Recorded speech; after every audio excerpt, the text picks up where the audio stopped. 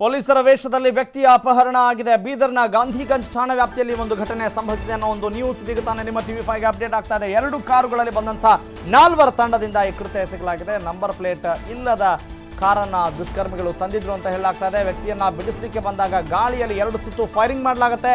ಅಫ್ರೀದ್ನನ್ನ ಅಪಹರಿಸಿ ದುಷ್ಕರ್ಮಿಗಳು ಪರಾರಿಯಾಗಿದ್ದಾರೆ ಅನ್ನೋ ಒಂದು ಮಾಹಿತಿ ಲಭ್ಯವಾಗ್ತಾ ಇದೆ. ಬೆಳಿಗ್ಗೆ ಮಹಾರಾಷ್ಟ್ರದಿಂದ ಬೀದರ್ಗೆ ಅಫ್ರೀದ್ ಅನ್ನೋ ವ್ಯಕ್ತಿ ಬಂದಿದ್ದ. ಸ್ಥಳಕ್ಕೆ ಗಾಂಧಿಗಂಜ್ ಪೊಲೀಸರು ಭೇಟಿ ಕೊಟ್ಟು ಪರಿಶೀಲನೆ ನಡೆಸ್ತಾ ಇದ್ದಾರೆ.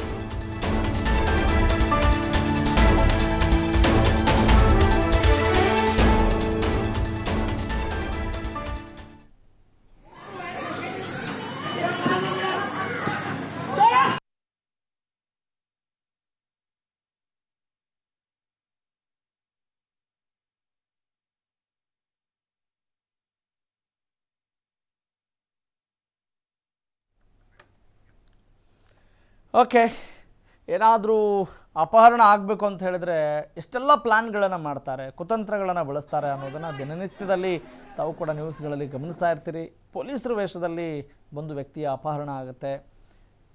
ಬೀದರ್ನ ಗಾಂಧಿಗಂಜ್ ಠಾಣಾ ವ್ಯಾಪ್ತಿಯಲ್ಲಿ ಒಂದು ಘಟನೆ ಸಂಭವಿಸಿದೆ. ತಾವು ಕೂಡ ದೃಶ್ಯಾವಳಿಗಳಲ್ಲಿ ಗಮನಿಸ್ತಾ ಇದ್ದೀರಿ. 2 ಕಾರುಗಳಲ್ಲಿ ಬಂದಂಥ 4 ತಂಡದಿಂದ ಕೃತ್ಯ ಎಸಗಲಾಗಿದೆ. ಇನ್ನು ಅವರು ಬಳಸಿದಂಥ ಆ ಕಾರು ನಂಬರ್ ಪ್ಲೇಟ್ನ ಹೊಂದಿರಲಿಲ್ಲ ಅಂತ ಕೂಡ ಗೊತ್ತಾಗ್ತಾ ಇದೆ. ಬನ್ನಿ ಬಗ್ಗೆ ಮತ್ತಷ್ಟು ಮಾಹಿತಿಯನ್ನು ನೀಡ್ತಾರೆ ನಮ್ಮ ಪ್ರತಿನಿಧಿ ವಿಶ್ವಕುಮಾರ್. ಹೆಂಗಾಯ್ತು ಈ ಘಟನೆ? ಯಾವ ಥರ ಚಾಣಾಕ್ಷತನ ತುಂಬ ಮೆರೆದಿದ್ದಾರೆ ಅಂತ ಅನ್ಸುತ್ತೆ. ಏನಾದರೂ ಕ್ಲೂ ಸಿಗ್ತಾ ಇದೆಯಾ ಮುಂದೆ? ಖಂಡಿತ ರಾಘವ್ ಸೂರ್ಯ, ಇವತ್ತು ಬೆಳಗಿನ ಜಾವ ಏನು ನಂಬರ್ ಪ್ಲೇಟ್ ಇಲ್ಲದೆ ಇರ್ತಕ್ಕಂತಹ 2 ಕಾರ್ನಲ್ಲಿ ಬಂದಿರತಕ್ಕಂತಹ 4 ಜನರು ಒಂದು ಏನು ಅಪಹರಣ ಮಾಡಿರ್ತಕ್ಕಂಥ ಒಂದು ಘಟನೆ ನಡೆದಿರ್ತಕ್ಕಂಥದ್ದು. ಏನು ಅಫ್ರೀದ್ ಅನ್ನುವಂತ ನನ್ನ ಒಂದು ಅಪಹರಣ ಆಗಿರ್ತಕ್ಕಂಥದ್ದು. ಇವತ್ತು ಬೆಳಿಗ್ಗೆ ತಾನೇ ಏನು ಅಫ್ರೀದ್ ಮುಂಬೈನಿಂದ ಏನೋ ಬೀದರ್ನಲ್ಲಿ ಇರ್ತಕ್ಕಂತಹ ತನ್ನ ತಂಗಿಯನ್ನ ಕರ್ಕೊಂಡು ಹೋಗೋದಕ್ಕೆ ಬಂದಿರ್ತಾನೆ.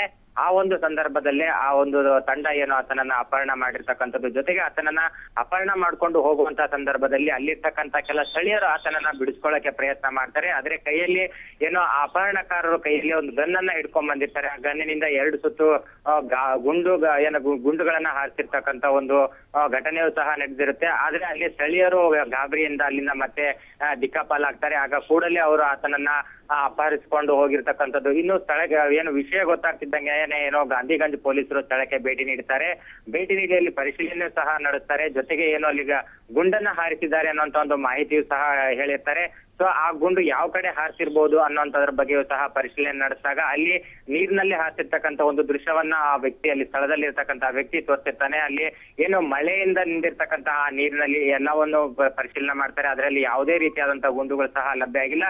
ಜೊತೆಗೆ ಅಲ್ಲಿ ಸ್ಥಳದಲ್ಲಿ ಇರ್ತಕ್ಕಂತಹ ಕೆಲವರನ್ನ ಪೊಲೀಸರು ಏನು ವಿಚಾರಣೆಯನ್ನು ಸಹ ನಡೆಸ್ತಾರೆ. ಬಂದಿರ್ತಕ್ಕಂತಹ ವ್ಯಕ್ತಿಗಳು ಅದರಲ್ಲಿ ಕೆಲವರು ತೆಲುಗು ಮತ್ತು ಕೆಲವು ಏನೋ ಮರಾಠಿ ಭಾಷೆಗಳಲ್ಲಿ ಮಾತನಾಡ್ತಾ ಇದ್ರು ಅನ್ನೋಂತ ಒಂದು ಮಾಹಿತಿ ಕೂಡ ನೀಡ್ತಾರೆ. ಆದ್ರೆ ಎಲ್ಲೋ ಒಂದ್ ಕಡೆ ಹೊರ ರಾಜ್ಯದಿಂದ ಬಂದಿರ್ತಕ್ಕಂತಹ ಪೊಲೀಸರು ಏನು ಈ ಒಂದು ರಾಜ್ಯದಲ್ಲಿ ಬಂದಂತಹ ಸಂದರ್ಭದಲ್ಲಿ ಏನು ಬೇರೆ ಯಾವುದೇ ದುಷ್ಕೃತ್ಯಗಳಲ್ಲಿ ಇರ್ತಕ್ಕಂತಹ ವ್ಯಕ್ತಿಯನ್ನ ಕರ್ಕೊಂಡು ಹೋಗ್ಬೇಕಾದ್ರೆ ಸ್ಥಳೀಯ ಪೊಲೀಸರ ಒಂದು ಮಾಹಿತಿಯನ್ನ ನೀಡಬೇಕಾಗುತ್ತೆ. ಆದ್ರೆ ಯಾವುದೇ ರೀತಿಯಾದಂತಹ ಮಾಹಿತಿ ಇಲ್ಲದೆ ಇರೋ ಕಾರಣಕ್ಕಾಗಿ ಇವರು ಪೊಲೀಸರ ವೇಷದಲ್ಲೇ ಬಂದು ಅಪಹರಣ ಮಾಡಿರ್ತಕ್ಕಂಥ ಒಂದು ಮಾಹಿತಿ ಲಭ್ಯ ಆಗಿರ್ತಕ್ಕಂಥದ್ದು.